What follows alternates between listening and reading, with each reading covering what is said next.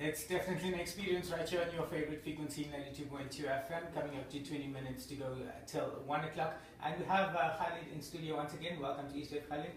Thank you, Gulshen, and thank you for 92.2 FM for hosting us once again. I'd like to just start the show with saying, giving love and light to Auntie Sharita and wishing her speedy recovery. And may she be healthy and happy and be back in the studio with us as soon as possible. Yeah, definitely. We do hope that she'll be back on the inspirational show next week, Thursday, once again. Khalid, what are we going to be talking about today? Well, Salvation, I see we've had a jam-packed show today. I've had the opportunity and privilege of working with the two interviewers before, both Jack and Valia, and their dynamic duo, and we've had lots of fun together. And there's obviously a lot of content and information that obviously the listeners are taking in today. So I'm going to kind of just tone it down a little bit and just let them sit back, relax, and just have a good time today. Essentially, I want to speak about the 3 P's that drive our life, in how to achieve our greatness, in how to elevate and define what we are here to do in life. And I've kind of categorized those P's into, first, identifying your potential, secondly, in activating your passion, and 3, in determining your purpose. So we basically go from potential to passion, and we go to purpose from there. And it's not fortuitous that I have a friend and someone I've partnered with in a very nice event. I have Gulshen with me today, who's sharing the podium here with me today. And Gulshen is a passionate artist. She does canvas painting. And without much ado, I'd like to introduce Gulshen and let her say a few words about her passion and her purpose. Thank you for giving us the opportunity to speak on East Wave Radio. I'm an artist. Art is my passion. It's my purpose, and I want to thank Khalid for enabling me to unleash my potential. I knew it was there, it lay dormant for a while, but now that I've gained the exposure and I know what I want to do, I know what my purpose is. It's my way of fulfilling my passion and making a difference and having a purpose. Okay, now you speak about potential, purpose, and passion. Now, how does one figure out their potential? Salvation, and I'll tell all the listeners, and they can all take a pen and write this down if they want to use their computers or their phones. The most key essential thing is firstly identifying my potential. That will define my purpose, and that will activate. That will define my passion, and that will activate my purpose. Now, potential cannot be created. The thing for potential is about enthusiasm. It's about desire. It's about breaking limitations. So it's almost a reverse engineering. We don't go and find our potential. We go and we identify our potential by removing all the conscious limitations that we create in identifying that potential. I have a nice story to share. And it's a little fairy tale story, but it's a very impactful, effective story. There was this eagle, majestic eagle, that laid its egg high in its nest up on the mountaintop. And somehow, mysteriously, one of the eggs rolled down the mountain and landed up safely in the nest of a duck. And of course, a few years later, all these ducklings hatched at the bottom of the mountain near the riverside. And together with these ducklings, there was a little eaglet. Obviously looking at all the other ducklings thinking, oh, I look a little different, And even Mother Duck looked at them and said, well, I love all my kids equally. And instinctively took all her ducklings, including baby eaglet, thinking it's a duck, and took them into the water to wade. And of course, all the ducklings started wading naturally, instinctively. But the one duckling couldn't wade, kept on popping in and out of the water, kept on almost drowning. And Mother Duck was battling with this little duckling, which was actually an eaglet. And as this eagle was kind of bobbing up and down, it looked up, and there, lo and behold, was all his brothers and sisters flying up high in the sky. And the eagle looked at the ducks around, looked at the water, looked up in the sky, and looked around again, and then looked up and said, I want to fly. I want to fly.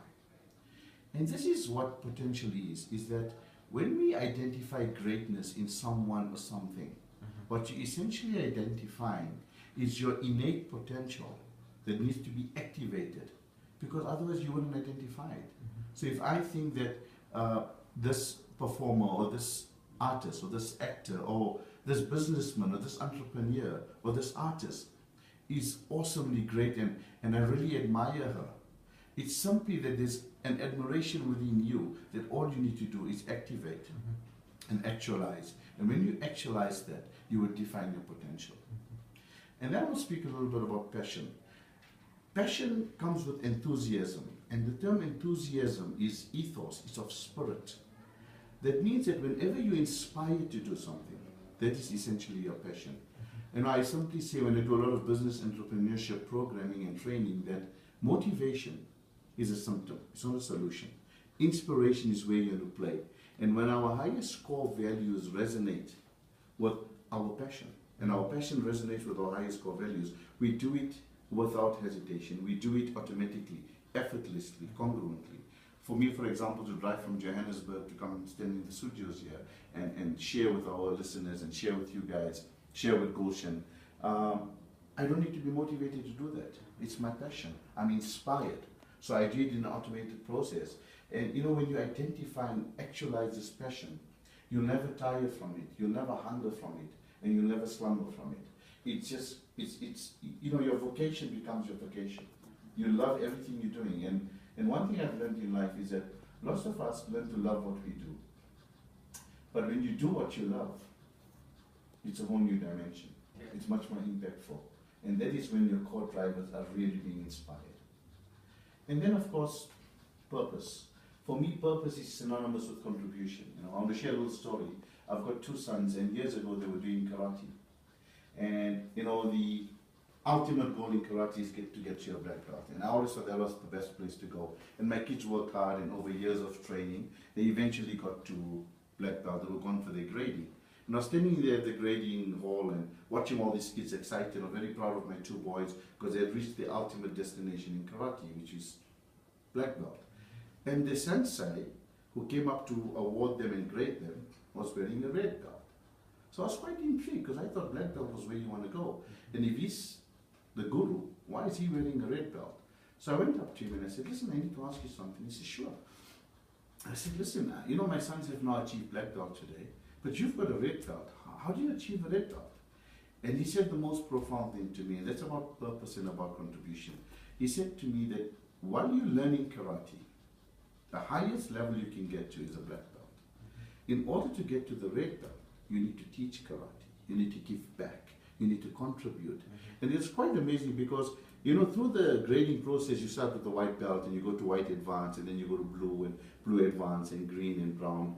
And he says it's the same principle on the giving back. It's that you start with the black advanced, and then you move to different colors. I'm not sure of the colors. And it's almost another 10, 12 year process. And you're eventually given a red belt by the amount of kids you've made black belt and the amount you've given back.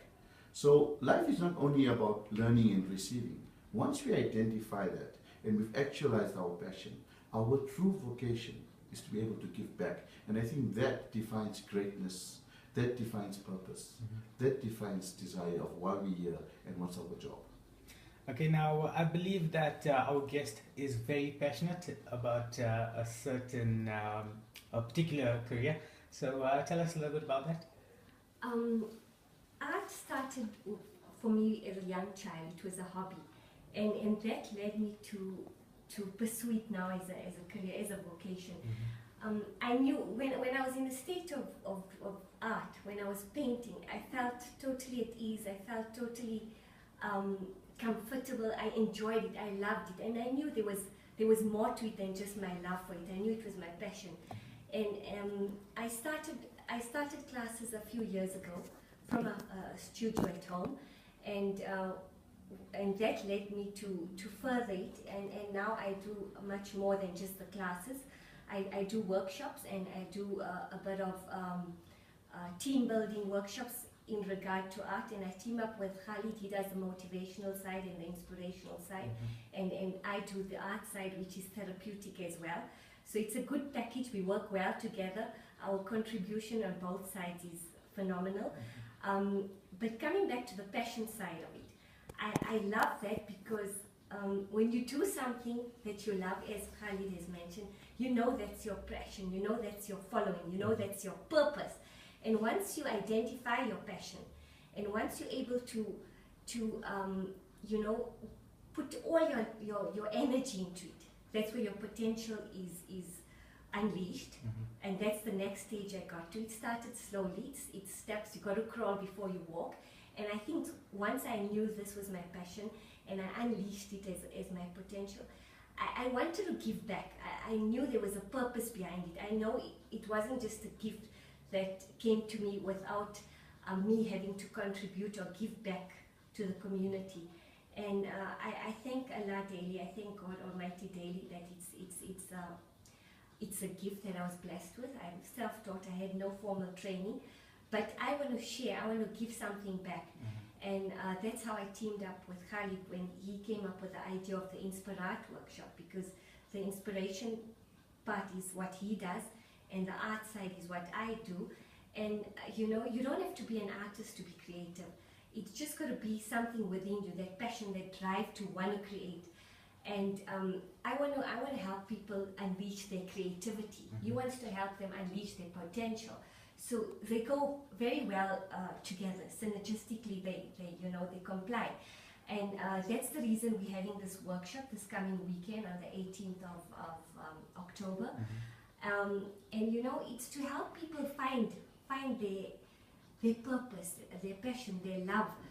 Everyone's got potential within them. The thing is, sometimes they just need a few guidelines and they need some help to unleash that. And I think that's where we come in, to help people find the 3 Ps: their passion, the potential, and their purpose. Okay, now speaking about passion, there's one particular saying that comes to mind, and I'm not sure exactly how it goes, but it's something along the lines of find a career that you're passionate about so you don't have to ever work a day in your life. Yeah. And I think that's something that, since seeing our youth are on holidays now, and I'm sure they are listening, that something that they should take away from the show is that they should find something that you're passionate about. Because nowadays most people, they go to work for the sake of going to work. They always complaining, there's nothing that they really enjoy at work. Now, it would make a complete difference in their lives if they're actually passionate about doing something. So they would wake up in the morning and be all hyper and excited to go to work, instead of being half asleep on the road on the way to work. Well, I can elaborate on that because my son always tells me, "Mommy, you're so lucky. You have so much fun. You don't work. You have fun." So, you know, I can elaborate on that because he's studying, and he keeps telling my youngest son that's in grade 11 that, you know, Safwan, you need to do something that you love, that you're passionate about. Then it won't feel like work, because he's a bit on the lazy side. He doesn't want to work. So find something that you're passionate about. That way you'll enjoy it. And it makes absolute sense. If you do something you love, it doesn't feel like work. It feels like a walk in the park, like a stroll, like you're having fun, you're enjoying it, and you're getting paid at the same time. So that's where that saying comes to the fore. And I would advise young people to be to follow their dreams, to follow their heart, not to think that, you know what, it's impossible, because nothing's impossible. If you pursue that passion, you can make it your vocation. It will be, you know, when you love something, the potential is there. It's there, it lays dormant. You just got to unleash it. And once you do that, there's a purpose to living. You wake up every day energized because you know you're doing something that you love. It doesn't become a mundane routine existence and, oh, I gotta get up, and, you know, there's no energy to face the world, there's no energy to work, you're just doing it for the sake of the money. There's no joy in it, there's no love in it, there's no value in living a life like that. So once you do something that you love and that you're passionate about, you know, you'll be happy, you'll be content, you'll be at ease. And that's the purpose of living, is to be at ease with yourself. And that's it. Following your passion is what that does. Okay, now just before we get into the particular workshop and you tell us more about that, just quickly tell us, how did you identify your potential? What was it that came to you? Did you just wake up one morning and say, okay, I want to paint? No, you know, when I was at school, I had an art teacher. This was in primary school. And he would encourage me. He always said, "You've got such a neat handwriting." And he used to make me write the